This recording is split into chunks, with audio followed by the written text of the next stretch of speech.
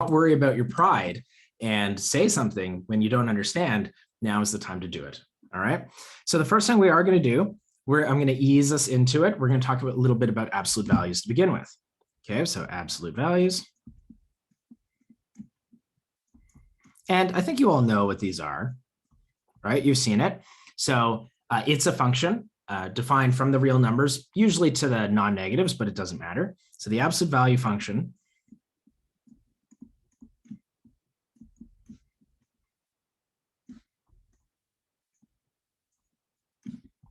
is, and the way that I'm going to write this is I'm just going to put a little dot there, right? That's just my placeholder dot. I'm saying that when I plug in the x or whatever my argument is, that it's going to go where the dot is. So this is going to be a map from R into 0, infinity, all right? Which I'll define it. So the absolute value of x is equal to x if x is greater than or equal to 0, and negative x if x is less than 0. Okay, and this is the proper definition of the absolute value. Some people, I know in their brains, the absolute value is just take whatever the number is and make it positive. So the absolute value of 5 is 5 because it's already positive. There's nothing to do there. The absolute value of negative 12 is positive 12, right? Because you just made it positive. And so the way that you actually do that mathematically, without just saying, you wave your hands and you make it happen, is to write down the absolute value like this. And you can see that it makes sense. At least the top line makes sense. The absolute value of x is just x if you're already greater than or equal to 0, right? You don't do anything different. The bottom line, this line does tend to screw up students. And it says, if your number is negative to begin with, then output the negative of that. And hopefully you'll see that will turn your number positive, right? So let's do an example. So for example, the absolute value of negative 5. So here, x is equal to negative 5, right? So because it's less than 0, I'm going to output negative 5. And so those two minus signs are going to cancel each other out. And that's going to give me positive 5, which is what we know we should get from the absolute value, right? The issue is going to be, the reason why we have to define things like this and not just say take the positive of it, is that when we start working with the absolute value in an abstract sense, and you have like the absolute value of x, you don't know whether x is positive or negative. And so if you actually want to be able to do anything with it, you're actually going to have to use this definition, this piecewise definition, where you break it into cases and you say, well, what happens if the thing in the absolute values is greater than or equal to 0? And what happens if the thing in the absolute values is less than or equal to 0? Okay, so hopefully that makes sense. So I don't think anything here is supposed to be too crazy or new. Maybe this is your first time seeing this piecewise definition, but nothing here should be too crazy. The reason why the absolute value is so useful, and we're going to use it like insane, is that the absolute value measures distance.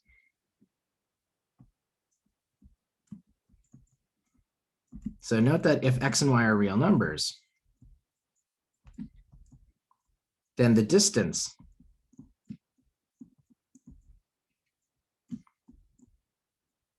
from x to y is the absolute value of x minus y.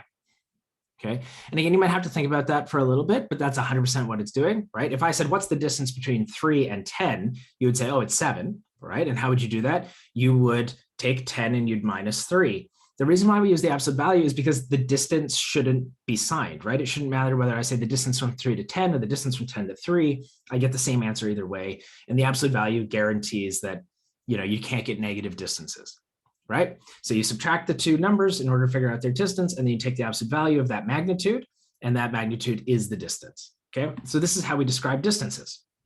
So far, so good? Hopefully nothing is too crazy. Because all of limits is about talking about distances, right? And we're going to say, like, I want my distances to get really, really small. And so we're going to be doing absolute values. Now, in terms of like purely manipulation, there's a couple of things that we need to remember. I might go through this part a little bit quickly because hopefully you've already seen it. So note that the absolute value of x is less than a if and only if negative a is less than x is less than a. Is that familiar? Has everyone seen this? Right, hopefully this isn't too crazy. But if you want, you can think about this as saying, like, you can actually solve this inequality, right? I think in high school, many of you learned how to do that. You can solve inequalities with absolute values. Or you can think of this as saying the distance from x to 0, right? Because that's the 2 points I'm measuring distance from. The distance from x to 0 is less than a. So what are all the set of all points that are a distance of at most a away from 0? Oh yeah, that's the interval negative a, right?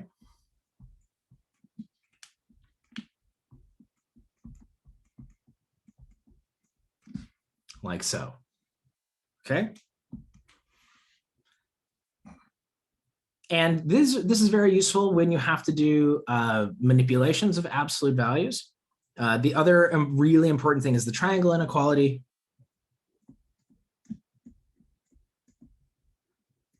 And finally, for all x and y in R, the absolute value of x plus y is less than or equal to the absolute value of x plus the absolute value of y. Okay, and this will actually be an equal sign if both numbers have the same sign, right? So if both x and y are positive, this is actually an equal sign. If both x and y are negative, this is an equal sign. If x and y are different signs, though, the less than or equal to strictly happens, right? Because basically you're adding a positive number and a negative number, so there's a little bit of cancellation, but the right-hand side can't detect any of that cancellation. So you get a strictly less than sign, all right? So it's actually an equals as long as everything is the same sign. Okay, now that's what everyone needs to know. Is everyone okay so far? Because that's just the brief recap of the absolute value, because we're going to use it a bunch. But other than that, if everyone's fine, we're going to start doing limits. Okay. Assume everyone's okay, because I didn't get any, loud objections. All right, so here's limits. All right, let's motivate this. Okay, let's think about what it is we actually want to do. Let's draw a picture. I think probably most of you have seen limits before in one sense or another. All right, here's maybe let me take this point out. Let's maybe put that point up there like that. So this be the point C, and let's see if I can draw a nice horizontal line. That's going to be our point L. Okay, and so the idea here is that if I've got the graph of a function y equals f of x, right? So our goal is we want to be able to say, listen, even though f of c is way up here, right? F of c is this point. If I were to actually evaluate the function, I'd get that point up there. What I want to do is say, okay, well, that point was really, really bad. That point was misbehaved. And I can see that, even though the curve is doing some nice things, at that one point, it's doing something bad.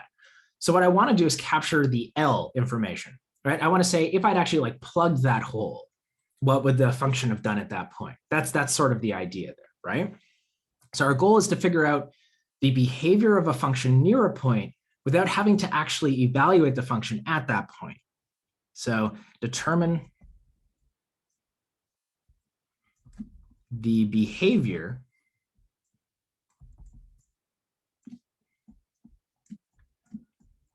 of a function f near the point C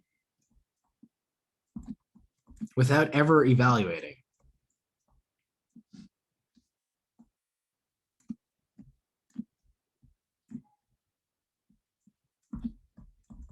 What f of c is. Okay, because f of c could be bad. F of c might not even exist. In this picture, I've drawn, that little dot somewhere else to show that that function, the value of the function there still is a thing. It actually does exist. But in some cases, it might not even exist. There might just be this hole here and there's no f of c. You can't evaluate f of c, but you still want to know the behavior of the function. And so the question is like, how are we going to do this? So when you learn this in high school, or if you learn this in like 135 or 136, we just kind of wave our hands and try and distract the students and be like, oh yeah, don't worry about it. Just look at the graph and, plug it into a calculator and hope that that's something like that. Where did I write grad? So I would say no, we're not going to talk. Yeah, goal. Yeah, sorry, you're right. Maybe I'm writing a little bit small. Go like that. There we go. Thank you. Or here, let me kind of spin you in another direction and give you another motivation for doing this, which is something that I like to use in my 137 notes. This will also help give us an idea of like how the definition actually works. So what I want you to imagine, okay, is that there's some sort of mountain, and this mountain has a big old hole in it. It's got a canyon, right? So this is a mountain. Okay. And you're climbing the mountain, right? You're like a geologer or something. And your goal is to figure out the altitude at which this hole occurs, right? Now, you can't figure out the altitude. Let's say you've got some sort of altimeter in your hand, right? Something which tells you how far above sea level you are. Now, you can't figure out the altitude of where the canyon starts by standing in the canyon, because if you do, you'll fall to your death. Right? So that would be bad. So you don't actually want to stand in the hole, but because you can't kind of stand in the hole, we're going to pretend like you can't stretch your arms or anything. Because you can't stand in the hole, the idea is that you can't ever figure out exactly what the altitude is, but what you can do is you can get as close as possible as you want to that answer, right? Basically, maybe you've got some sort of principal investigator, you've got your supervisor who's saying, listen, I need this level of accuracy. You can't tell me exactly what the altitude is, because if you stand in that hole, you'll fall to your death. But I need 3 decimal places of accuracy, right? I need you to figure out exactly where this hole occurs to within this precision. And you say, okay, that's fine. I know if I get close enough to this hole, as I get closer and closer to this canyon, that the accuracy is going to get better and better and better. So I don't ever have to actually jump into the hole. What I can do is just get closer and closer and closer to the hole until I'm accurate enough. Does that kind of make sense? So I'm saying you'll never get the answer perfect, but if you are specified an error bound and you have to say, listen, you need to get me this measurement to within this level of accuracy, you can say, okay, if I get close enough to that hole, I can ensure that happens. And that's what a limit is. So does that kind of make sense? Do you kind of see the motivation? Because what I'm about to do is write down a really freaky, scary math formula. And for you to understand what that formula is, yeah, exactly. You need to know what it is it's trying to say. And I'll break it down, okay? So this is what I'm trying to say.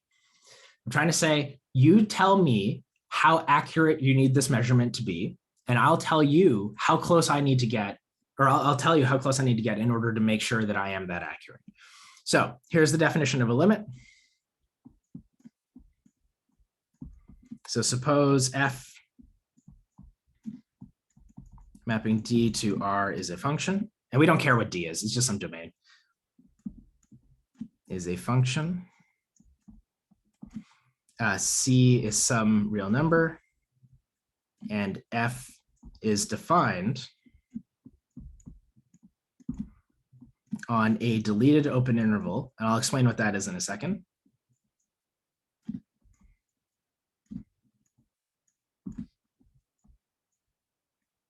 Around C, okay? So what I mean by this is F does not have to be defined at C, right? So for the canyon analogy, yes, you would actually take the measurement from both sides, and then taking it from one side is a different thing, so that's a great question. But yeah, for our purposes, we're saying the canyon is a single point, and to really make sure that we're accurate, we would measure from both sides, exactly. So the deleted open neighborhood is that there's some, now we never actually use this, but you might want to know what it means. There exists some rho greater than 0. Rho kind of looks like a P, such that F is defined on, what do I want here? C minus rho, C union C, C plus rho. Okay, this very rarely comes up. It does come up a couple of times, but for most of what we're going to do, this needing to be defined on an deleted open neighborhood doesn't matter. But if you're like, what does it mean to be defined on a deleted open neighborhood? it means that you're defined a little bit to the left of your point C and you're defined a little bit to the right of your point C, but you might not be defined at the point C itself. Okay, so that's what that means. And again, freak out if that doesn't make sense, but it just says, look, I've got some wiggle room to my left, I got some wiggle room to my right, but I might not be defined at C itself. That's just because when I take a limit, I need to take two-sided limits. So I actually need to be able to approach from both directions. So F is defined in a deleted open neighborhood of C. Where's my red? Okay, so we say that the limit as x approaches C, f of x is equal to L if, and I'm going to write this, if for every epsilon greater than 0, there exists a delta greater than 0, such that for all x in R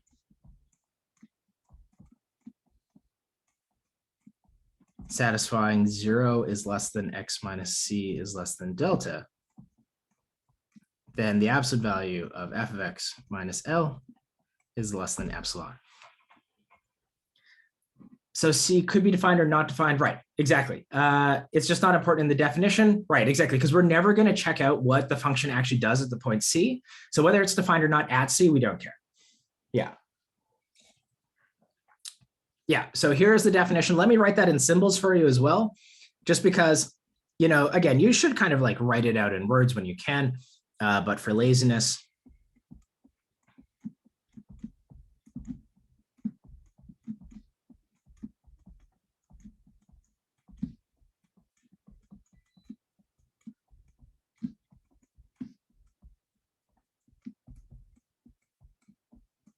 there you go.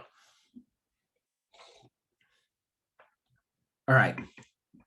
So I want you to take a second, look at that, stare at it, and be like, what the hell is going on, right? I'm going to break this formula down for you in a second, and we're going to figure out exactly what it is that it's trying to say. And hopefully, if I've done my job correctly, you'll see that this is what I was trying to elaborate above, that this is the mathematical statement of, tell me how close you want the approximation to be, right? F of x can never be equal to L, but it can get arbitrarily close. So tell me what error you need the approximation to satisfy, and I'll tell you how close you have to get to C in order to ensure that I always have that level of accuracy. Is delta still, what do you mean by that? Like, so delta will definitely depend on epsilon, and that's what, yeah, I'm not certain what you mean by your question, William. You'll have to elaborate on it. No, yeah, it's not that value of delta. No, delta is just, is the Greek letter D, and in our case, we're going to use it for distance. Usually in physics, it's used for difference, right? So we're kind of using the letter D for different things there. So in Greek, it's difference, and in this context, it's going to be distance. Epsilon, everyone, epsilon is like an E, right? E is for error in this case. This is why we use Epsilon-delta. And yeah, Dave, I know you were typing that in. Of course, I can say it faster. But yeah, exactly, right? Epsilon is the error in the approximation, and delta is the maximum distance from that hole to guarantee that error, right? Mm-hmm. Yeah. Okay, so let's break this sentence down. All right.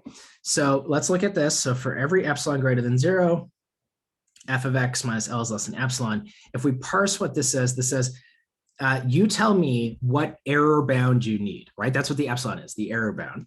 So given, or let's say given any error bound,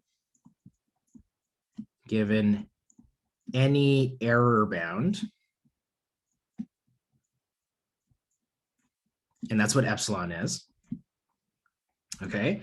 I guess, well, yeah, that's what that says. And then let's do,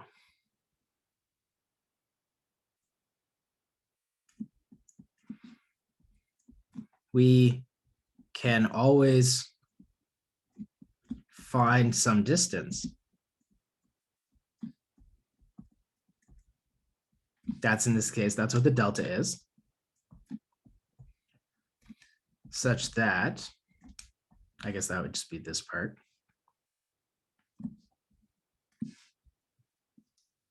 Such that if we're no more than that distance away,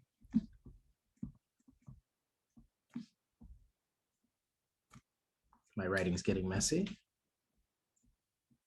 away from C,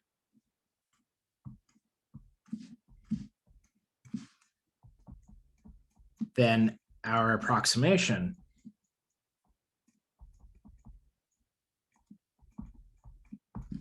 is within that error bound.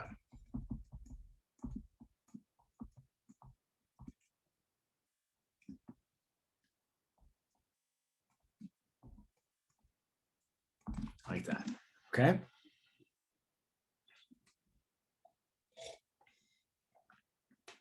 And this is what it means for the limit to be equal to L. Now, I'm going to give you the geometric picture in a second. I'm going to give you the geometric picture of what this actually looks like, what the epsilon delta looks like if you're thinking about a function in terms of its graph. And then I'm going to, and the reason why that's often quite instructive is because we'll do a couple of examples where the function or where the limit doesn't exist. And I'll show you like what obviously goes wrong. I think that part of the problem with this definition is that often because we use it to prove that limits exist, students never see how it obviously won't work when the limit doesn't exist. And seeing it break, seeing why this is the correct definition, is facilitated precisely by seeing how this definition will break in those situations where we don't think that the limit should exist. Okay, so are there any questions so far? Like, do you see how we're reading this sentence, right? And again, it doesn't have to make 100% sense so far, but hopefully you're kind of keeping up. You're say, no matter what error bound you give me, if I get close enough to C, then I can guarantee that I can take measurements within that error bound, right? So f of x is trying to measure L, right? It's like my altimeter and L is like the altitude. I can get close enough to the canyon hole in order to ensure that my measurement is accurate enough. It'll never be equal because I can't stand on C, right? Notice that 0 less than the absolute value of x minus C. That says that x can never be equal to C, right?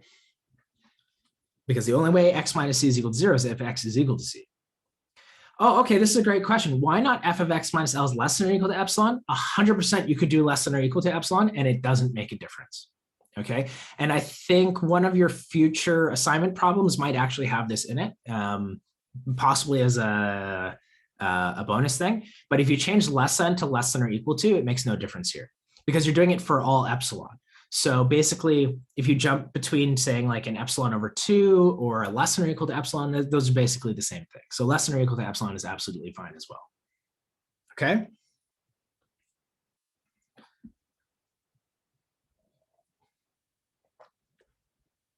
Does this go? Yes, it does.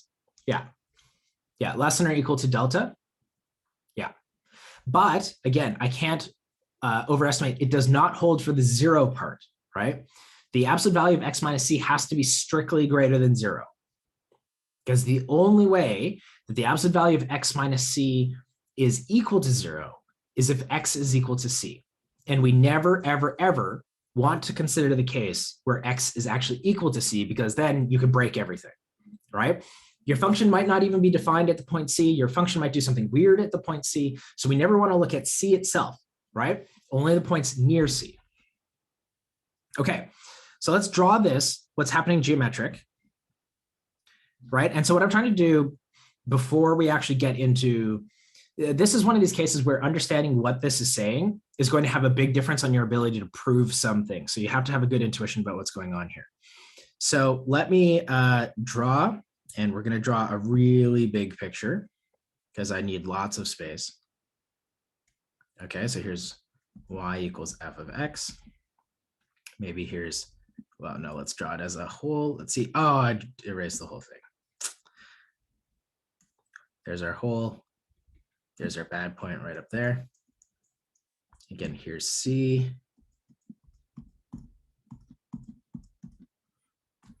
here's L like this. If epsilon tends to 0, then f of x tends to L in the limit. I mean, yeah, that's effectively what we're saying, but that's when we say for all epsilon greater than 0, that's kind of what we're saying, is that because epsilon can be arbitrarily small in that case, right? So that's effectively what we're saying, but the math way, right? Okay, so here's kind of how this works. And this is a video. So in the sense that if you look at this picture when it's done, you don't quite grasp the full thing. So here's really a point where you just need to pay attention, okay? So here's what's going to happen. You're given an epsilon, right? Somebody like I give you an epsilon. And what you're going to do is you're going to draw the epsilon band, okay? I call this bad boy, this is the epsilon band.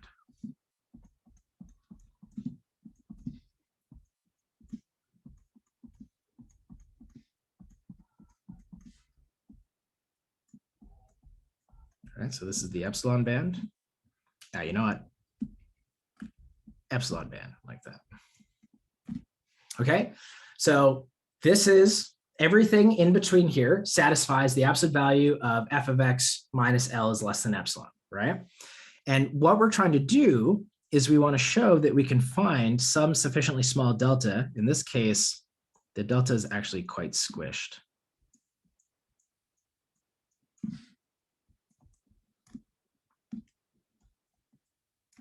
Such that if I look at the function between c minus delta and c plus delta, okay, so maybe let me draw in the function between c minus delta and c plus delta, right?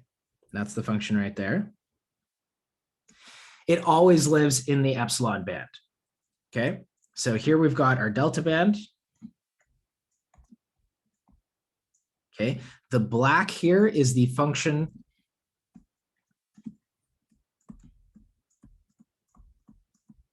is f defined on c minus delta to c plus delta. And then the point of the definition says that the black part, the part of the function which is defined on c minus delta to c plus delta must always live in that epsilon band. So this must live in the epsilon band. Okay, and you see the way that I've drawn it, this is true. And now what you have to do is you have to imagine the following. So as I take the epsilon band, right, these horizontal things, as I take the epsilon band and squish it smaller, right? So I take smaller and smaller epsilon, the delta band is also going to have to get smaller, right? In order to guarantee that the function always stays inside of the epsilon band, right? So remember, this is what's happening. I'm trying to choose the delta to guarantee that if I draw the function only on the delta, like c minus delta to c plus delta, it stays in these horizontal strips. And as I shrink those horizontal strips, I also shrink delta. But I can always, no matter what horizontal band you give me, no matter how small I make it or how close together I make it, I can still always find a delta where I can draw this. Does that kind of make sense? Do you see it? Hopefully in your brain, you kind of have to think about it as a movie. But if I squish the epsilon band and I correspondingly squish the delta band, I can always find a delta where the function can be drawn in between that epsilon band. Okay, do you see that this is what's happening? Okay, this is actually a really interesting thing. So is the delta band the preimage of the epsilon band? There's a sense in which no, simply because the delta band has to be symmetric around C, right? So C minus delta to C. So basically the preimage is to say, look at all the points in the x-axis which map between the epsilon band, right?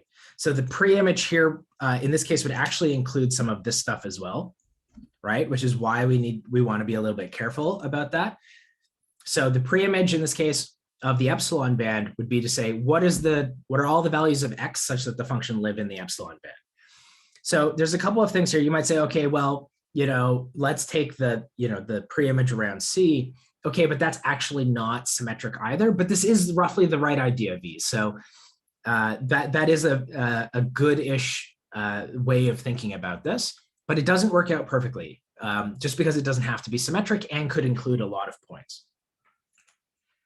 Okay.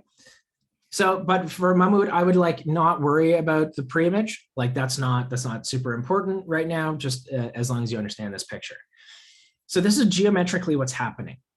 And the limit exists, like I said, the limit exists if no matter how small I squish the horizontal band, I can make the vertical band small enough to guarantee that the function can always be drawn in the horizontal band. And where this might help to see why this is the correct definition is to see an example of a case where we are like, yeah, the limit clearly doesn't exist there. Okay, so let me do an example now where the limit doesn't exist, and let's see why this definition doesn't work. So let's say I did something like,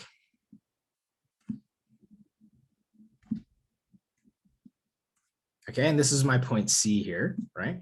So this is C. And let's say I tried to prove that this was the limit right here. Right, I think if we look at this, what if one of C minus delta or C plus delta doesn't exist? Like this was the point. This is a great question. What if one of C minus delta or C plus delta doesn't exist? So notice that if you find a delta which works, any smaller delta will also work, right? Because you just need to guarantee that the function lives inside of that band.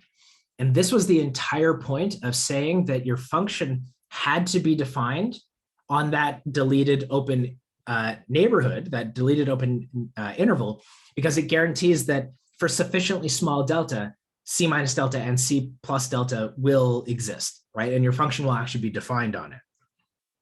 All right, let's go back up here. See the yellow text here, right? There exists some rho greater than 0 such that if f is defined on, such that f is defined to the left of C and to the right, which means if you take delta to be small enough, and you could always take smaller delta, that's not an issue. If you take delta to be small enough, you can guarantee that it lives inside of this interval on which the function is defined, and then we actually bypass that issue, right? So that's the reason, which is a great question, brings up the exact reason why we said it had to be defined on a deleted open interval, okay? What happens if epsilon becomes larger and L plus epsilon is greater than the maximum of the function? Phenomenal, you don't care. Right? Like the idea here is that if epsilon is very, very big, then it's easy to choose a delta, which works. But the definition, right? So even if it's bigger than the maximum, who cares? Then any delta in there will work, right? In fact, it's possible. Maybe let me draw a different figure. Like let's draw sine, right? So let's draw sine of x. I guess I've been using blue, trying to be consistent. Okay, and let's say this is my point C, and I'm trying to prove that the limit is equal to 0. So I think you all know, right? Sine hits its maximum at +1 and -1.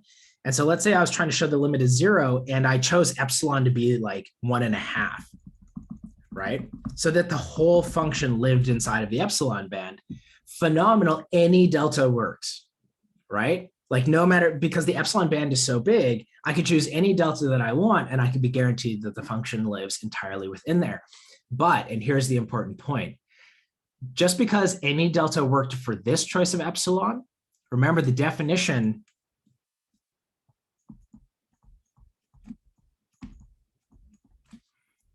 says that it has to work for every epsilon, right?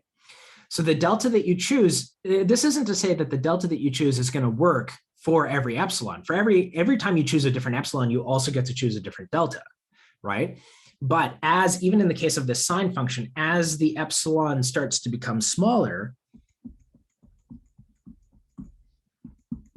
eventually you are going to have to start to choose appropriately clever deltas, right? So does that make sense, Stephen?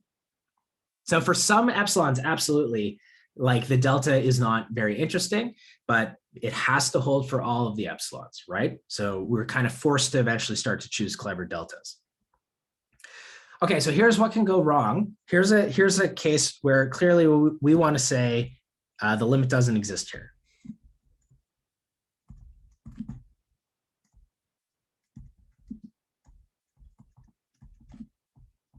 Okay, and let's see what goes wrong. So again, it has to hold for every epsilon. So I'm going to choose, just to like illustrate what can go wrong, I am going to choose a particular type of epsilon. So let's say this is my epsilon band. Right? If I want to show a limit doesn't exist, I just have to show that there's some epsilon that doesn't work, right? If the limit existing requires it to hold for all epsilon, then a counterexample is you just have to provide one, right? One epsilon where it doesn't work. So let's say that this is my epsilon band. Look at what happens. There's no delta I can choose that such that the function always lives inside of here, right? Because no matter what delta I choose, some of the function is up here and does not live in the epsilon band, right? So do you see what goes wrong? So obviously for very big epsilon, this isn't an issue. If epsilon was like a million, right, then sure, there's deltas which work.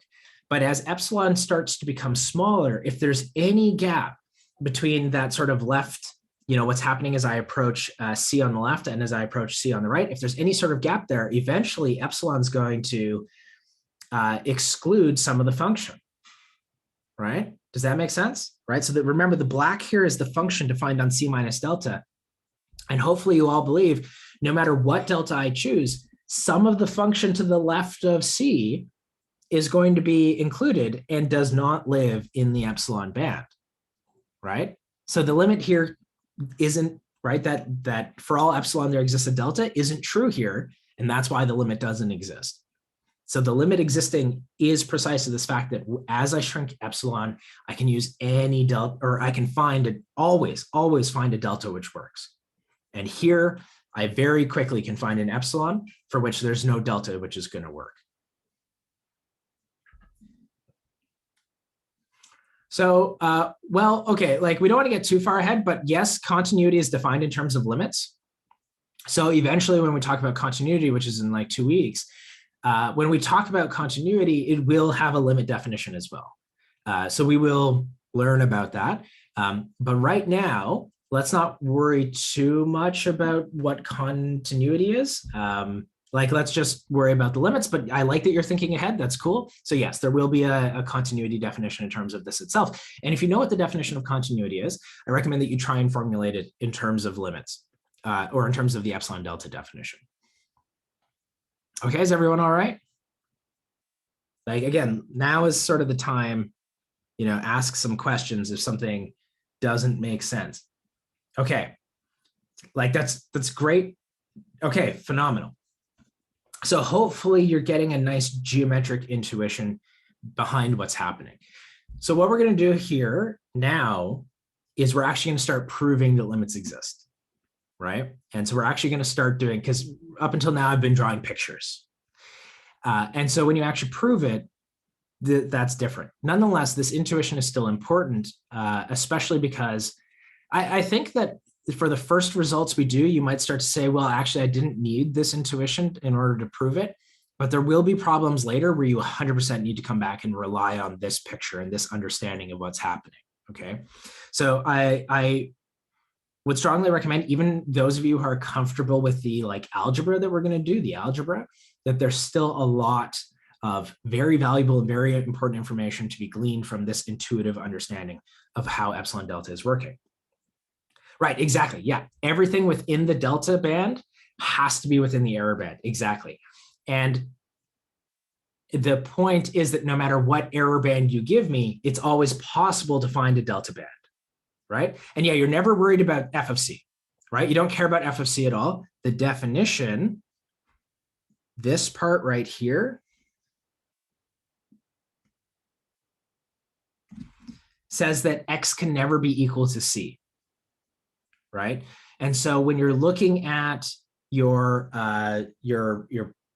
delta band, you're never looking at C itself, right? This interval, this is equal to C minus delta C union C, C plus delta, right? So it doesn't actually include C. Yeah, exactly. No, this is an excellent point, because down, well, I guess, yeah, right here as well, right? Great point. Here, we notice that this point up here, this f of c is not in the epsilon band, right? And is that an issue? And the answer is no, precisely because the delta band doesn't actually include c itself. Yeah, so this is actually a really great question and a really good observation to make. The function has to live inside of the epsilon band, except possibly for the point f of c itself, right? And that's because this is really kind of the point, that this is the crux. So you really kind of hit at the important thing here, is that f of c can do really bad things. And so we want to say, let's not look at what f of c is doing, right? Because let's just look at what happens around f of c. And precisely because it could be a badly behaved point. As you know, when we do derivatives, every time you take a derivative, you got something that looks like, 0 over 0, right? For those of you who have done calculus before, you always get something that looks like 0 over 0, which means there's always that hole at the point you're computing, the derivative of. And so that's why we have to use limits to compute derivatives. All right. Okay. I'm going to do our first epsilon delta proof, and I'm going to write it in a full proof sense. But what I want to emphasize ahead of time is that there's no way this is how you're going to do it. Okay. I am going to show you how to actually write, like, when you do an epsilon delta proof, there's a ton of rough work that needs to be done before you actually write the proof. What I'm about to show you is the final result. Okay, so I will show you eventually how to do the rough work, but I want to show you what a finished proof looks like first so that you know what it is that we're trying to go for. All right, so you're going to see me do this and you're going to be like, how the hell did he know that that was the correct choice of delta? The answer is because I did the rough work ahead of time and I didn't show you, but then I'm going to show you how we do rough work. All right, so for example,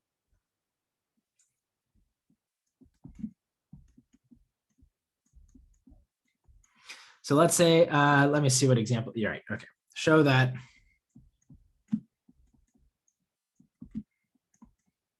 the limit as x approaches, what did I want, 4 here? 2x plus 3 is equal to 11. And I want you to appreciate now, first of all, that when you did this problem in high school, you're probably like, what do I even do? This is obvious, right? This is trivial. Like, there's nothing to do here.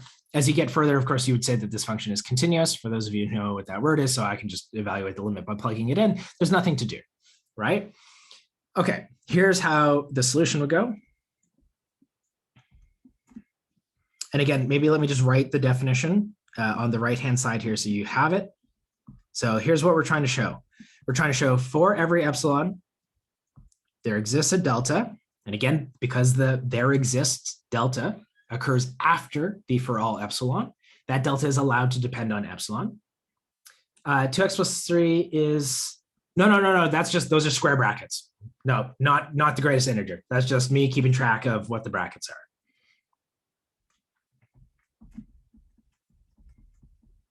Right, so if you want to use parentheses instead, use them. I'm just trying to show that this whole function is what's in the limit.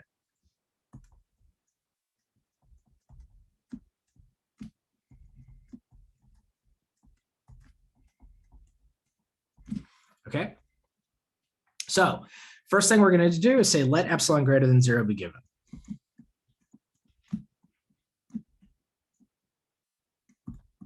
The reason for this, I have to show it's true for all epsilon. So I'm going to fix an arbitrary epsilon, right? If you want to prove that something is true for all epsilon, I'm going to say let epsilon be arbitrary. And we'll prove it for an arbitrary epsilon. That means I've proved it for all epsilon.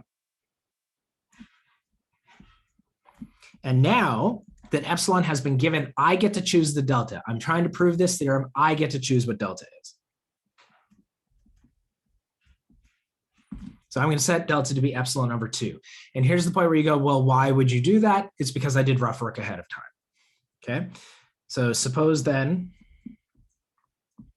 so I've done the for all epsilon, there exists a delta part. So now I need to prove the last part, that for every x and r satisfying 0 is less than x minus c is less than delta, then f of x minus l is less than epsilon, right?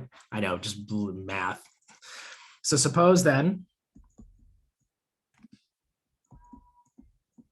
that 0 is less than x minus 4 is less than delta, right? And here I'm actually using 4 because that's actually the point I'm limiting to. Then, all right, so f of x minus L is 2x plus 3 minus 11. Maybe let me make my absolute values a little bit bigger here. And that's going to be 2x minus 8. That I can factor 2 out of everything. So let me do that. X minus 4, right? And oh, well, I know that x minus 4 is less than delta. So that's going to be 2 or less than 2 delta, right? So here's where I'm using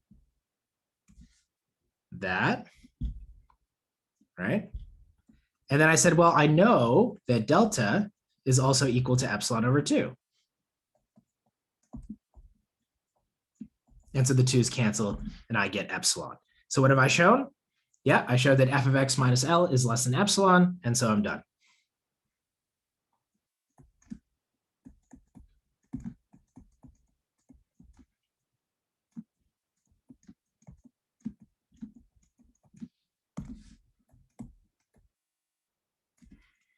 Okay.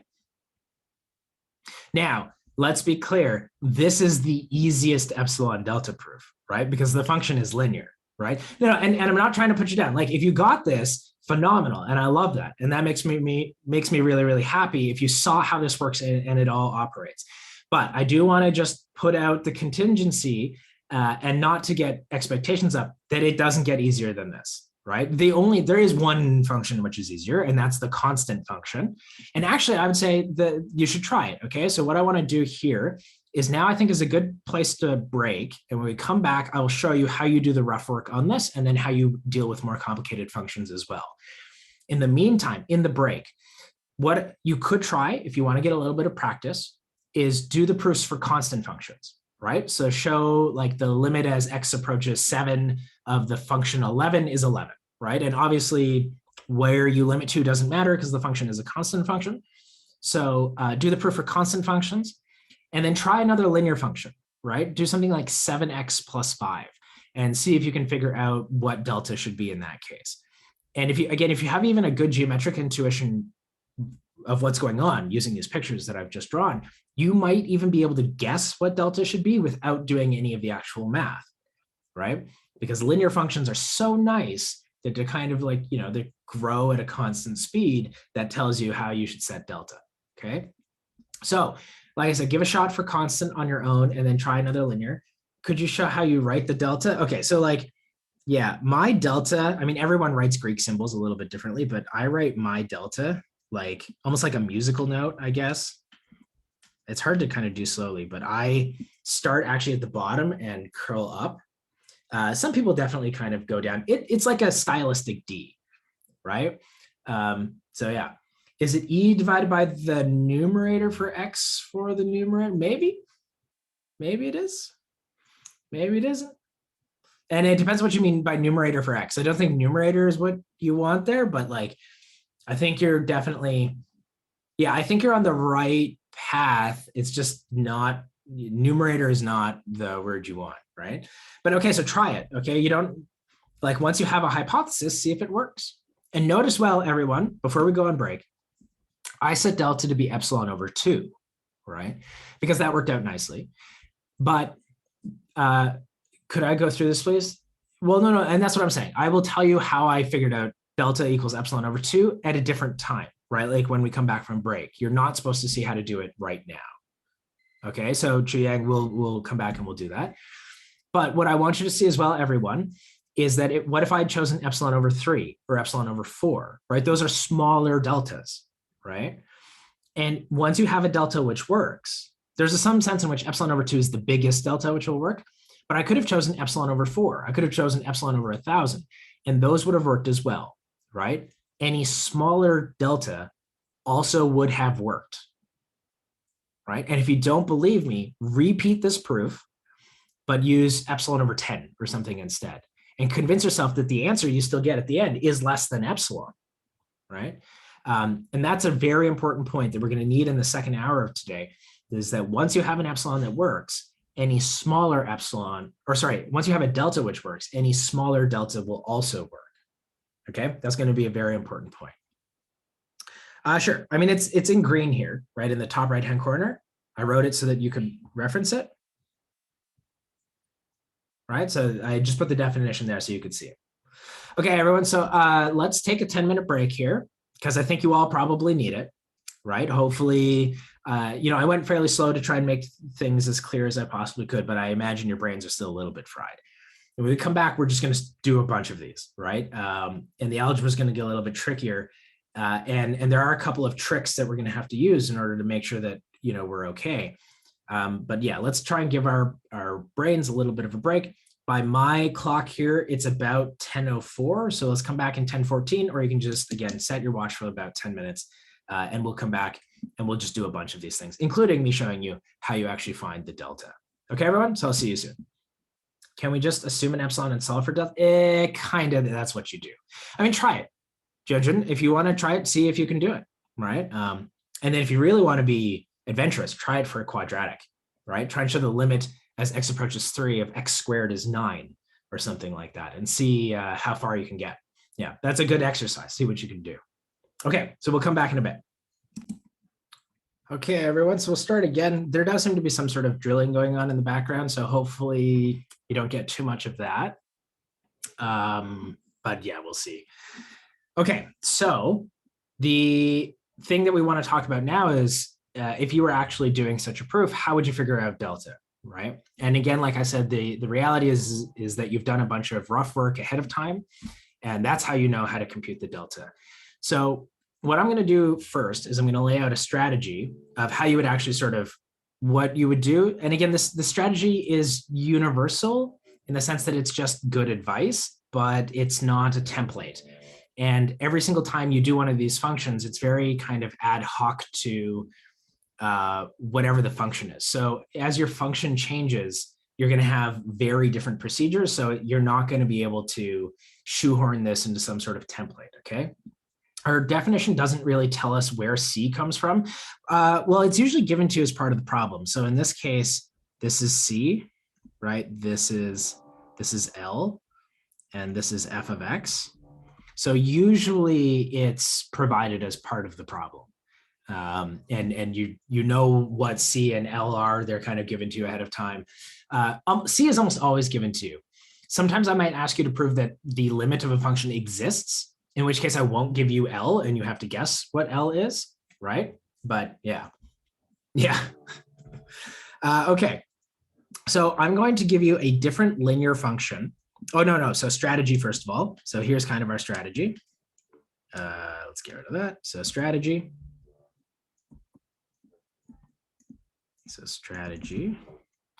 All right. Basically, so again, for every epsilon greater than 0, there exists a delta. So what this means, so we've got this thing, for every epsilon, there exists a delta. So this means that this has to be arbitrary. Must be arbitrary. But we can choose delta, and in general, it should probably depend on epsilon. All right, so we get to choose this. We get to choose delta. And in general, it should depend on epsilon. Okay, really the only time where it won't depend on epsilon is if your function is constant. And you can imagine those are a very special collection of functions, and we really aren't going to look at them very often. So if it's not a constant function, then delta is going to depend on epsilon. All right. So that's just universal. You have to start with that. That's why every single one of these proofs should basically be like, let epsilon greater than 0 be given and set delta to be blah. Now, after this, what our goal is to do is to do the following. So our goal is to write the absolute value of f of x minus L as being less than or equal to m times x minus c for some m. For some m greater than 0. And we don't care what capital M is. Okay, we want it to be a number. So if it's like 72 or pi over 3 or a million, we don't care. It just needs to be some number. And the reason that we want to do this is we control this.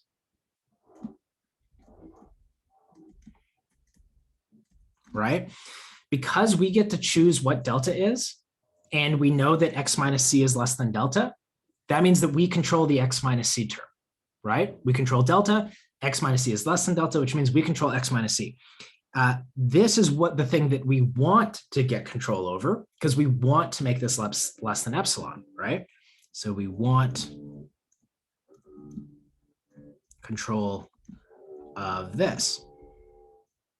So if we can get this to be true, if we can get the absolute value of f of x minus L to be less than or equal to m, for any m, times x minus c, then that is going to give us control of f of x minus L in terms of x minus c. Okay, and if you can get it to this point, then you're done, because all you do at this point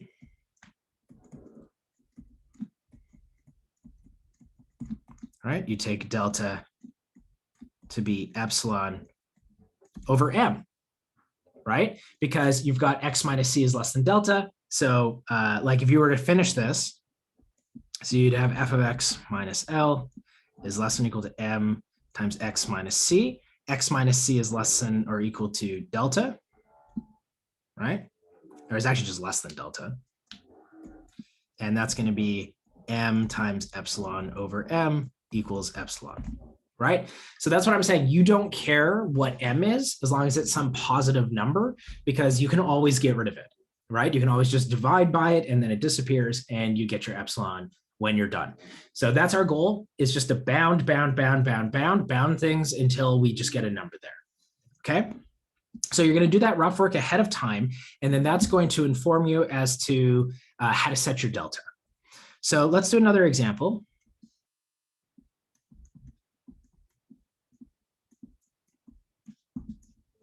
Okay, so let's say something like, let's see, what example did I work out ahead of time? Show that the limit as x approaches, let's throw a negative number in here just so that we get a little bit of experience playing with that, minus 4x is equal to 9. So m could be any positive number, yes. And in fact, a lot of what we're going to be doing here is dealing with inequalities, and totally, I get it, inequalities are hard. But this is going to mean that the m's that each of you get could be different. There's no special or unique m, right? For example, if I know that x is less than 10, then I also know that x is less than 20 and x is less than 100, right? And each of those choices is actually going to change the value of m that I get out. Okay, and let me put this in square brackets just so we know that's the whole function. Now, when you actually do this, okay, you're going to start off with some rough work, right? And in terms of this class, you should clearly indicate what your rough work is, right? Right, exactly. So you got an m with an x in it, and that's bad. Your m can't have an x in it. It's just got to be a number. So I'm going to show you how to deal with that in the case of a quadratic. And that's where the kind of the trickiness comes in. Yeah. Okay, so rough work, where I'm basically going to start is, we know there's an epsilon in the background somewhere, right? So we know epsilon greater than 0. And where we're going to start, like I said, what's our goal? Is we want to write f of x minus L in terms of x minus c. So let's start with f of x minus L, and let's just start manipulating things. So what do we get? We're going to get 5 minus 4x minus 9. And that's going to give me what? Negative 4x minus 4. And that's going to give me 4 times x plus 1. Voila, right? And again, this works because this function is linear, but in doing the rough work, here's my x minus c here, right? Because remember, c is negative 1. So x minus c is x plus 1. And here, this thing here, this is my m, right? So that's going to suggest to me that I'm going to set delta to be epsilon over 4. And then when you would actually do the proof, and again, clearly indicate where you actually do your proof, right? You go through, you say, let epsilon greater than 0 be given, and set delta to be epsilon over 4. And in this class, like obviously if you're writing a paper or something, you would write out the full proof. But in this class, you don't want to, you're just like, I already did all the rough work. Do I need to repeat it? No. So what I would say is, what we're going to do, I'm going to label this equation star, right? I'm going to say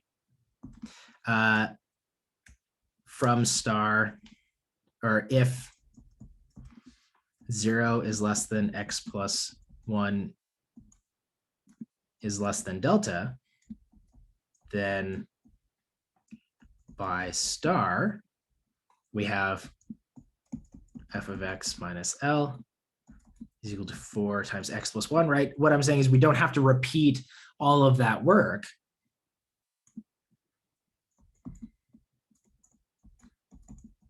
When we actually do our proof, right? So if you've got it in your rough work, just clearly label it, give it a name. I called it star here, but you might want to call it equation 1, equation 2, or give it a dagger or a smiley face, whatever. If you've done it in your rough work, just clearly give it a star. The markers will go through your proof, but anything you reference in your rough work, they will go back and they will look at, right? Your rough work will not be looked at unless you specifically point a marker to your rough work.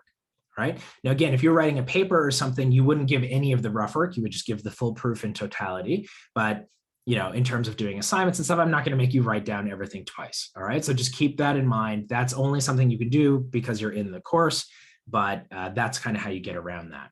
Okay. So do you see how I figured that out? So in a test or assignment, yeah, absolutely. In a test or assignment, include your rough work and refer to it. That's totally okay.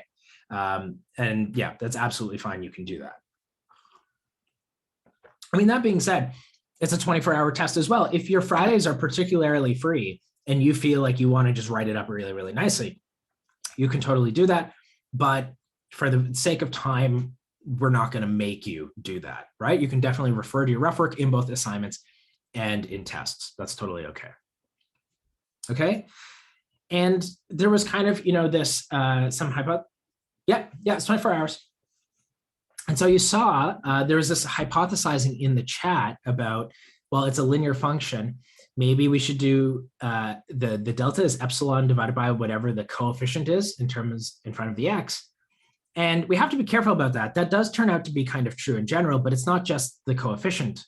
It's the absolute value of the coefficient, right? Because here, our coefficient in front of the x is -4. And of course, we don't want to let delta be epsilon over -4 because then delta would be negative, right? That's not allowed to do that.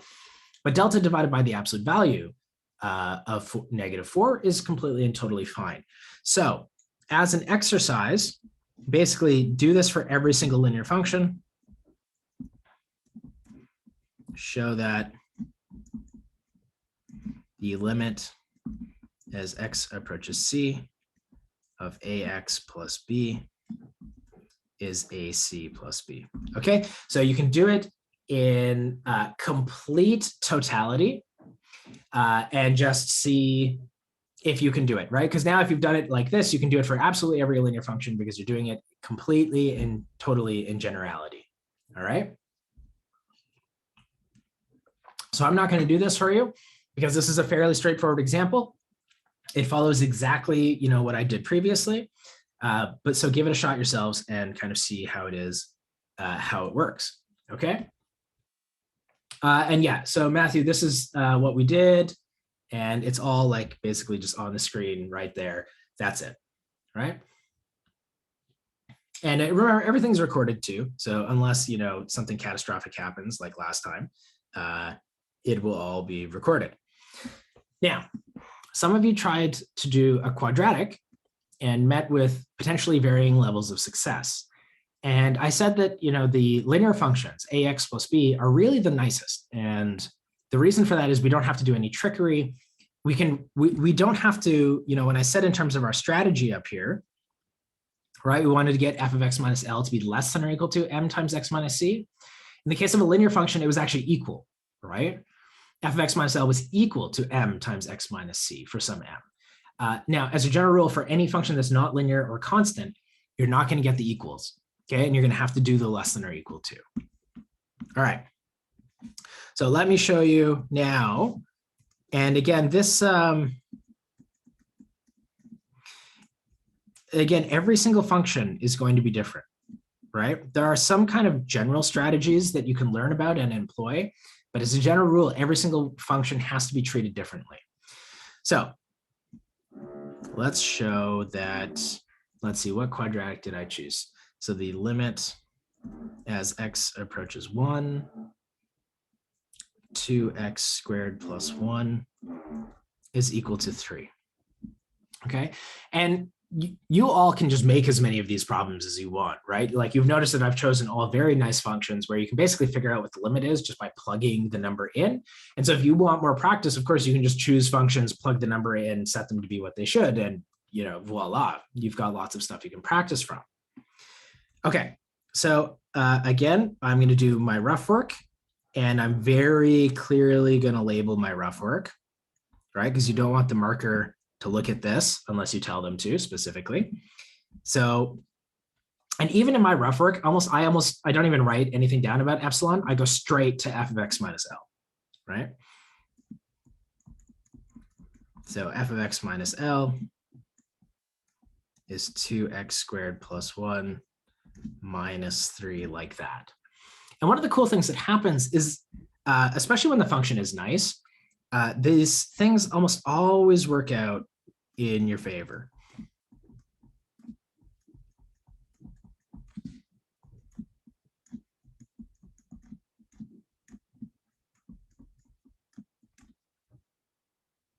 Right? Voila. Okay. So this is what we wanted. This thing right here, that's good. Right? That's x minus c. Phenomenal. Now, this thing, that's bad. Right? And it's bad because, again, exactly, that's the problem. So the problem arises because I need this thing to be less than or equal to a number, right? Again, what do I want? This is just kind of our goal. So we want this to be less than or equal to some number times x minus 1. But I can't write that down, right? So sort of the problem here.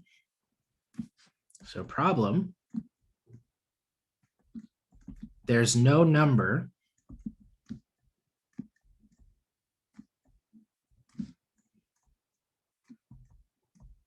m such that x plus 1 is less than or equal to m for all x, right? So we can't, it's like we're screwed, right? Like what do we do? I can't bound the function x plus 1, right? Now, obviously, there's a way around this. And the answer is, yeah, okay, it's impossible to bound the function absolute value of x plus 1 for all x, but we don't care about for all x, right? Like really, if you think about it, we're taking the limit as x approaches 1.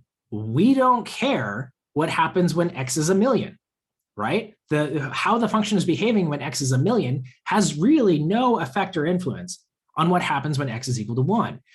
So what we're going to do is we're going to say, all right, listen, I get to pick what delta is, right? And so what I'm going to do is, and again, we know once you find a delta which works, any smaller delta will work as well. So what I'm going to say is right off the bat, I'm going to say that we're only going to look at some neighborhood around the number 1. Okay, so the fix to this, actually here, you know what? Let me maybe graph this for you so you can kind of see what it is I'm saying. So here's y, here's x, and I'm going to roughly graph what this function looks like. It looks something like, that, right? So that's y equals 2x squared plus 1, and then maybe here's our point 1 here, here's 1, whatever, right? Something like this.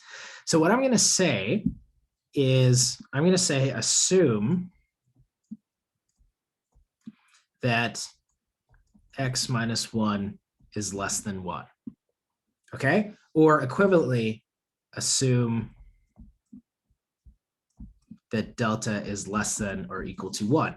So what I'm saying when I do this is I say, I'm going to look at only points that are a distance 1 away from c equals 1, right? I'm automatically saying, I don't care about what happens outside of this interval. I'm going to guarantee that whatever delta we choose that delta must live in the interval 0, 2, right? The x minus c, like the interval that I actually look at, my delta band must live in here. Does everyone kind of understand what it is that I'm saying? Where I say, I don't care about what happens for really big negative numbers or really big positive numbers. I get to choose the delta, right? I'm the one doing the proof. You gave me the epsilon. I get to choose the delta, and I'm going to guarantee that the delta band lives inside of here. Does that make sense? Okay. You could choose any number. There are some tricky cases where you have to be careful about the number you choose, and I can give you an example of that later. In this case, though, I could have chosen 1 or 2 or 3. Don't choose 0, right? Because you can't choose 0. But you could have chosen, I really could have chosen anything here. So I could have said, assume that x minus 1 is less than 5. And again, I'm saying in that case, I'm going to restrict my attention to -4, 6 in that interval. And that's fine. All I really need is so that the absolute value of x plus 1 is not unbounded, right? So I'm really just, the point is that I want to say, I don't care what happens at 1,000,000. I'm only going to focus on what happens in this interval around the number 1, but you get to choose the size of that interval. 1 is a good choice because you don't want to make it like, it doesn't matter, but like 1 is just a nice number because it's small and whole. You could have chosen a half, but then you have fractions and you don't want to do that, right? But yeah, you can totally choose a different number. So this is what I was saying, right? When everyone will get a different m. For those of you who are uncertain about what's going on here, you can retry this proof and choose a different number here instead of 1 and see how it changes your proof, okay? And that's going to give you, just something to play around with. It'll give you some idea of how the proof has changed. So now that we've assumed that this is true, now the absolute value of x plus 1 is bounded, right? So we need to figure out how is it bounded. So there's a couple of ways to do this. And depending on what you're doing with, both of these ways will become useful. So the first one is to say, well, the absolute value of x minus 1 less than 1. So that's true if and only if -1 is less than x minus 1 is less than 1. Right? When I was talking about absolute values, I told you that this was true, and I did it for a reason. We're trying to decide how big, right, exactly. We're trying to decide how big the absolute value of x plus 1 is using the fact that I know something about x minus 1. Exactly, that's what we're trying to do, right? And then I want to turn the thing in the middle into x plus 1, so I'm going to add 2 to everything. So that's going to give me 1 is less than x plus 1 is less than 3. And then I need to take the absolute value. So if I think of the x plus 1 term being between 1 and 3, well, the absolute value of that is always less than 3, right? So does that make sense? Do you see how I did that bounding? Right? Alternatively, here I said, oh, well, this means that x is between 0 and 2, right? I kind of drew that interval up here. So what's the biggest that x plus 1 could be in absolute value? Oh, yeah, it's 3, right? So does everyone see how I did that bounding? Is that okay?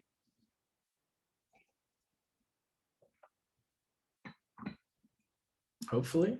Okay. And there's a second method. Now, this method doesn't always work, but it's faster when it does.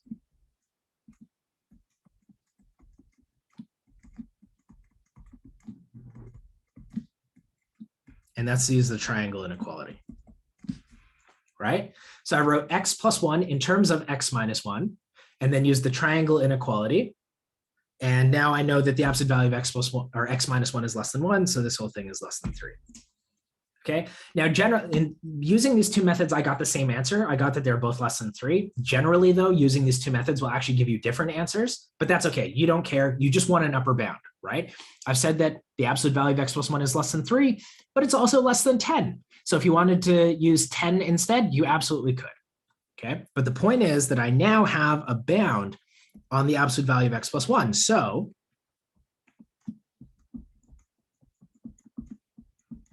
right, we got that this was true. X minus 1 times x plus 1 is less than 6 times x minus 1. Voila, we're going to let delta be epsilon over 6. And my pen has mysteriously died. Okay, so now is a good time to ask questions while I'm fixing my pen.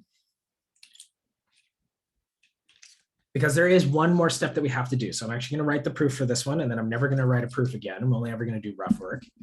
But there is one thing here that you have to keep in mind. Yes. Okay. So we're going to set delta to equal epsilon over 6. Okay, but look at this. Okay, let's maybe highlight this in blue. I've got two assumptions on here.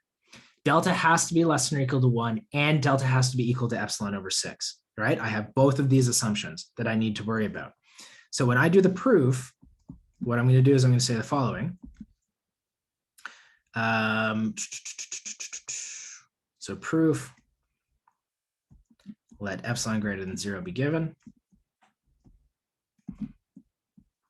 and set delta to be the minimum of 1 and epsilon over 6. Right? No, right. Okay, so this is actually how I take care of both cases at once, because critically, once you know a delta which works, any smaller delta will work as well, right? So again, we need to think about why this works. And basically the gist is, let's say I go through all this work and the epsilon I choose was so big that delta equals epsilon over 6 ended up being like 1,000, right? It was like a really big number. Well, if I know that delta is equal to 1,000, I can also just set it to be equal to 1, right? Because I know that a smaller delta will work as well. And I need it. I need my delta to be less than or equal to 1 for these approximations to work, right? If delta is not less than or equal to 1, these approximations don't work. But if by virtue of doing this approximation, I get an epsilon which is bigger than 1, well, that's fine. I'll just take delta to be equal to 1 then, because any smaller delta will also work. Does that make sense? So if epsilon here was like 1,000, I still need delta to be less than or equal to 1. So I'm going to choose the smaller of those two numbers, right? Just to make sure it all works.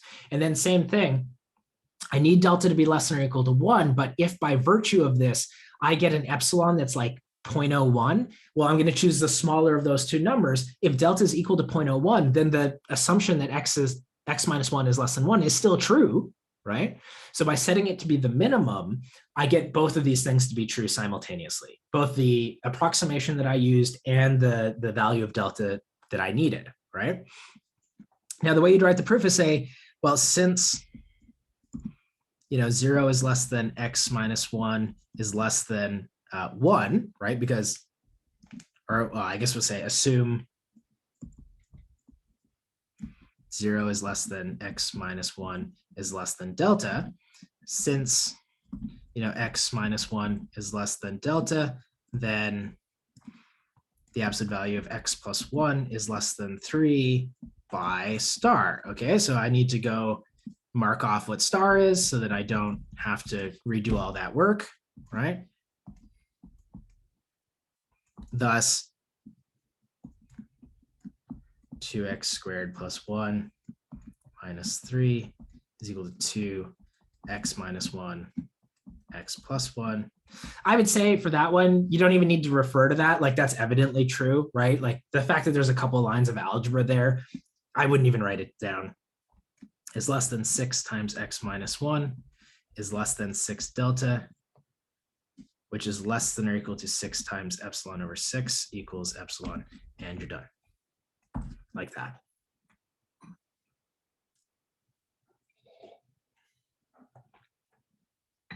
Okay. I see these proofs aren't very long, right? So first of all, if there are any questions about this, ask, right? Ask now. Now is a good time to ask.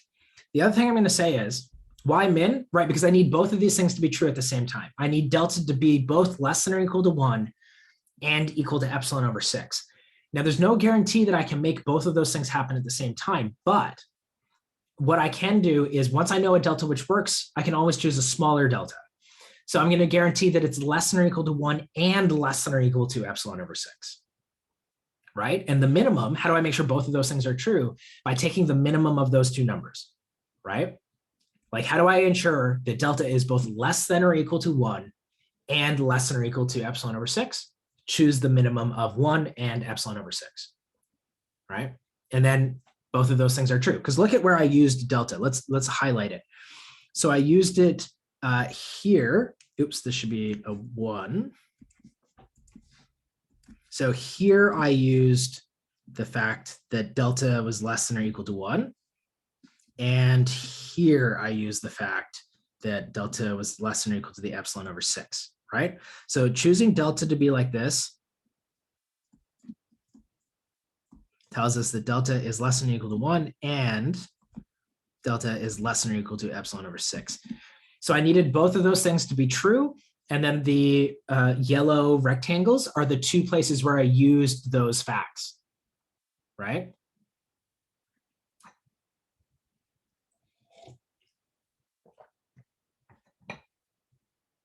Okay, everyone's good?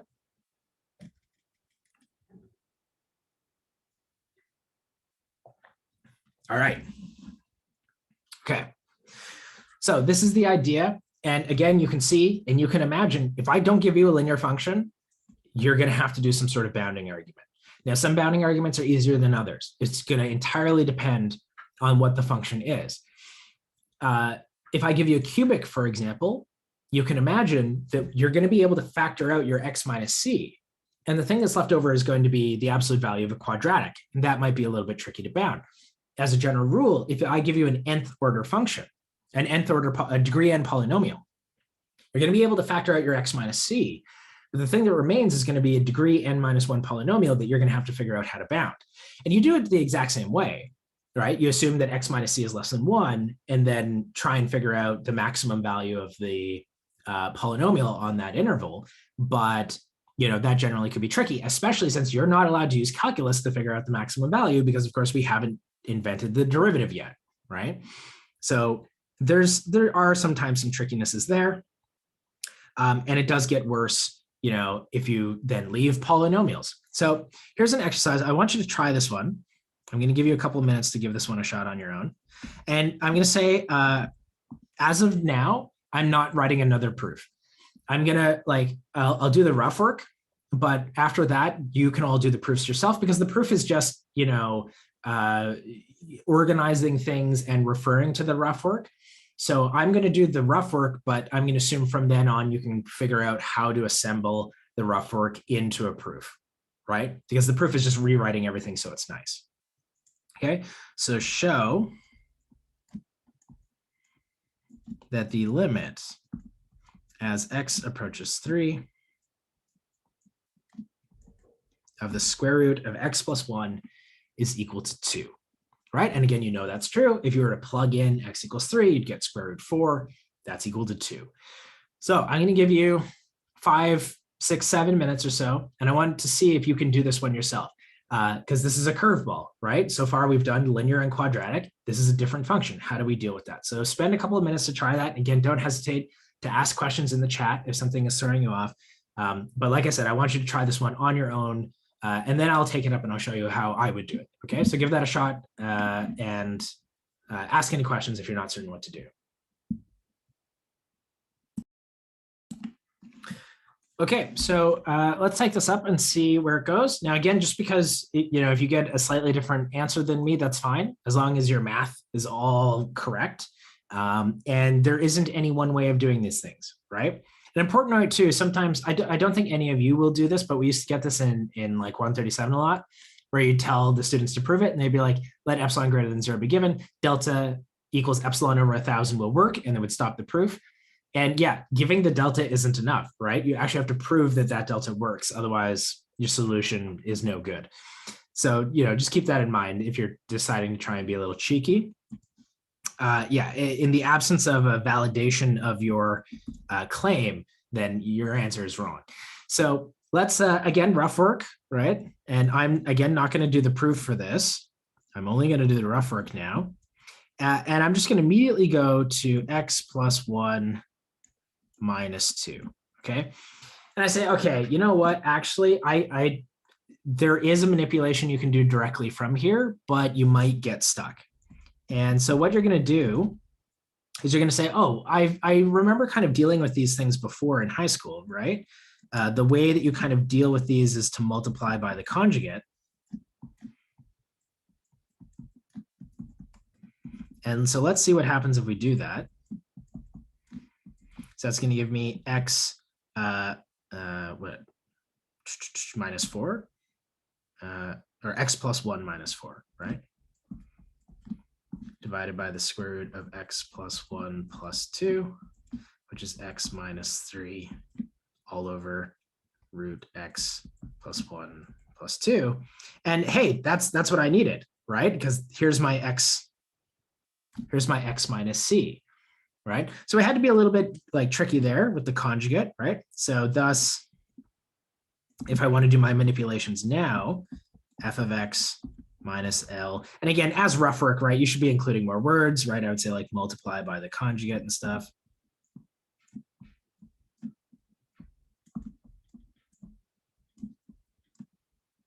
Right, just so I'm not giving you all bad habits. So anyway, thus f of x minus L equals the square root of x plus 1 minus 2, and that's equal to the absolute value of, what do I want here, x minus 3 divided by the square root of x plus 1 plus 2. And I actually don't need an absolute value in that denominator because that denominator is always bigger than or equal to 0.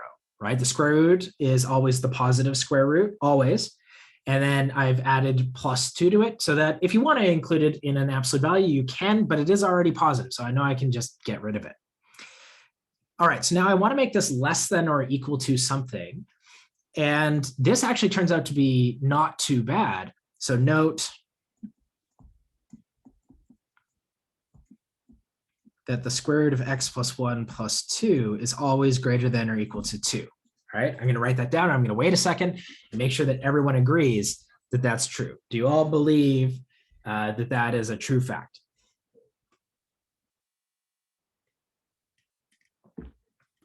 Right? Is there anyone who's not okay with that? Because the square root, what's the smallest the square root can be? It can't be any smaller than 0, right? It can't be negative. We know that square roots can't be negative. So the smallest the square root could be is 0, which means that when if I take that and add it to 2, it's always bigger than or equal to 2. So if I do 1 over that, that's going to be less than or equal to 1/2, right? So thus, I get f of x minus L is less than or equal to 1/2 times x minus 3. So in this case, I would set delta to be 2 epsilon. Right? And again, any smaller one works as well. So if you wanted to let delta be epsilon, then that would work as well, right? Because any smaller epsilon works. But I like to, I usually try and choose the best one that I can based off of the math that I've done. So I'll choose 2 epsilon here, just to give myself a little bit of space. All right. And then I'll let you work out how to actually write that proof itself. So there's no minimum here, right? You don't have to write any mins or anything. You get it for free. Okay. Does that make sense? Does everyone kind of see how I did it? And do you also see like how ad hoc it is? Like the technique that I had to use in the bounding of this function was completely different than what I used for a quadratic, right? Because it's a different function. So fundamentally, I had to do different things. All right. There was another comment I wanted to make here. Oh, so when we saw linear functions like y equals 7x, we know that we had to do epsilon over 7, right? Delta had to be epsilon over 7. And that's because intuitively, if you think about this, the faster your function grows, then the smaller delta has to be in compared to epsilon. Does that make sense? Okay, what I want, you could actually draw this if you wanted to, but go back, draw the epsilon and then delta bands, and convince yourself that the faster your function grows, then a big epsilon band might still correspond to a little baby delta band, okay, because your function is growing very, very quickly. The interesting thing that we see with the square root is that the delta band can actually be bigger than the epsilon band, but that's not crazy either, because if you think about the graph of the square root function, it actually grows slower as x gets bigger as well, right? In this case, is delta less than or equal to 1? We didn't have to do it. Like, you notice, because this function, like 1 over this, This actually is bounded for all x, right? In the previous case, when I was trying to bound x plus 1, there's no number that this is true for all x, right? That's not possible. But with this function in the square white rectangle, that is actually bounded above by the number 1/2 for all x, right? So I didn't have to do that case where delta was less than or equal to 1. If you want to, you can. There's nothing saying that you can't do that. If you want to, you could. But in this case, we actually have a global bound on this function, and that just makes our life a little bit easier, right? Right. So you did guess it right without work, which is phenomenal. And again, as long as you go through the proof, like if you guess delta is equal to epsilon or 2 epsilon, if you go through the proof and prove that your delta works, that's a perfectly valid proof, right? Okay, so why is it 2? Okay, so basically at this point, when you're doing the proof, so you'll get 1/2 x minus 3. Remember, x minus 3 is less than delta. So that will give you 1/2 delta, and you need that to be less than epsilon. So that's going to tell me that I probably want delta to be 2 epsilon so that the 2 and the half cancel out. But again, you could choose anything smaller. So if you wanted to let it be like epsilon, then you would get epsilon over 2, which is less than epsilon as well, right? That would make sense. And so again, the square root function is actually growing slower as x gets bigger. That's why the delta band can be bigger. So I know we're out of time. I just want to leave you with like a little exercise to try if you, again, just want to get your feet wet. So let's say show that the limit as x approaches -1 of 5 minus x divided by x plus 3 is equal to 3. Okay? So same sort of thing. This one is going to use a different technique than the quadratic or the square root. And this is the one, as I think it was Sultan who was asking earlier, this is the one where you are going to have to do a bound when you're going to say let x plus 1 be less than 1 or something like that. But you can't choose whatever bound you want. Okay, if you choose your bound too big, you'll actually run into trouble. So this is kind of an interesting one to see where the limits are on, no pun intended, but where the limits are in saying, let's restrict our attention to an interval around -1. You can't let that interval actually be as big as you want in this case, because you could end up dividing by 0. Okay, so give that a shot as an exercise. Everyone, don't forget, I made a quick announcement about what was going to be on the test at the end of this week. I know some of you might have entered the class late, and so maybe haven't checked out the syllabus as well as you could have. But be sure to take a look at the evaluations tab for the implementation scheme of how tests actually work, because they are 24-hour tests. And yeah, if you have questions about that, don't hesitate to email me or throw some stuff on Piazza either, okay? How do we write in the formal proof where we say we are only considering, so in the formal proof that ended up coming, if we come back up here, where the heck was it? It was basically this part right here. Maybe let me use I'll use a green cloud. Okay, in the formal proof, that's where that ended up coming in. The fact that I could guarantee that delta was less than or equal to 1 meant that as a cloud, that I could write that line, right? How long does the test normally take? I think I've designed it so you could write it in about an hour and a half, but you have the full 24 hours to do it. So it gets posted at 9 p.m. Thursday. So if you really want to write it Thursday, you could, and that would be totally fine. Otherwise, you have until 9 p.m. on Friday, right? So you've got lots of time. There's a huge window there where hopefully you can find some time.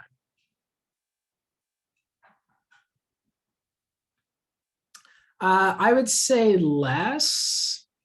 Yeah, I would say they're generally meant to be less. But that being said, they're also 24 hours. So there's a sense in which there are some questions on there which you might have to still think about. And I've like, okay, they have lots of time to think about it. I would suggest that even if you're not going to write your test until Friday, that you look at the questions on Thursday, right? So just read them, when the test is posted, give them a solid read, just so that your brain can start mulling about them. Even if you're not going to actually start writing it until about 12 hours later, it helps just to have them in the back of your head, right? So your brain can kind of start thinking about them while you're just doing other things. It's going to be 3 questions. Yeah, it'll be 3 questions. I'm going to stop the recording here because I don't think this needs to be recorded.